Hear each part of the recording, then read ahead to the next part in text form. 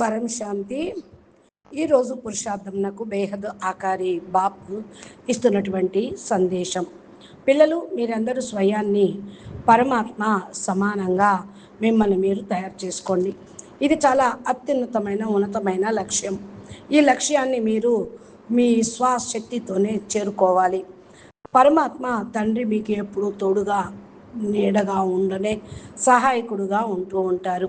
మీ శక్తికి అనుసారంగా చాలా సులభమైన రీతిలో మిమ్మల్ని మీ గమ్యస్థానానికి చేర్చుతాడు. కానీ నడవాల్సింది మాత్రం మీరే కదా.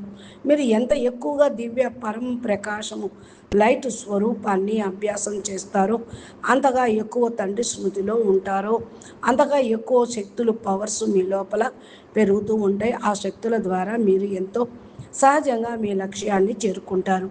ఇప్పుడు ఆ శక్తి ఏది? అది స్వయాన్ని పరిశీలించుకొని మిమ్మల్ని మీరు సంస్కారాలని తండ్రి సమానంగా మార్చుకునే శక్తి పొందండి. అందుకోసం ముందుగా స్వయాన్ని మార్చుకోవాలనే సంకల్పం, యాక్సెప్టేషన్ అనేది చెయ్యాలి.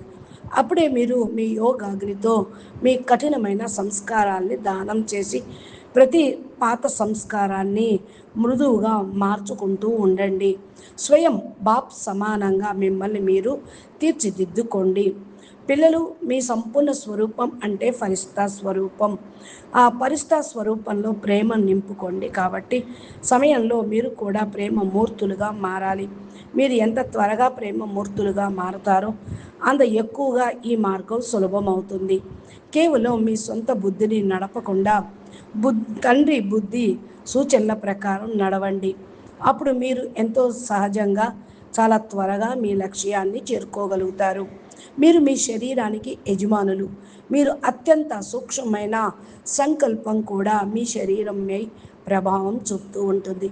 మీరెంత ఎక్కువగా ఫ్లోలెస్గా లోపరహితంగా మారుతారో అంత ఎక్కువగా మీ శరీరం కూడా సహజంగానే ఫ్లోలెస్గా లోపరహితంగా తయారవుతుంది. మీరు ఎంతగా యోగం చేసినా, ఎంత ప్రకాశ స్వరూపం అభ్యాసం చేసినా మీలో ఒక సూక్ష్మమైన కఠిన సంస్కారమైన మిగిలి ఉంటే అది మిమ్మల్ని మీ గమ్యస్థానానికి చేరనివ్వదు. అలాగే మీ శరీరం పరివర్తన కూడా జరగదు.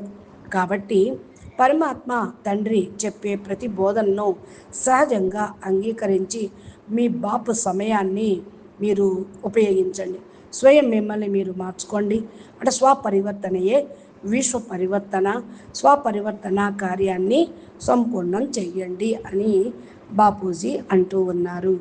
అచ్చా, పరం శాంతి. నమస్తే, ధన్యవాదాలు.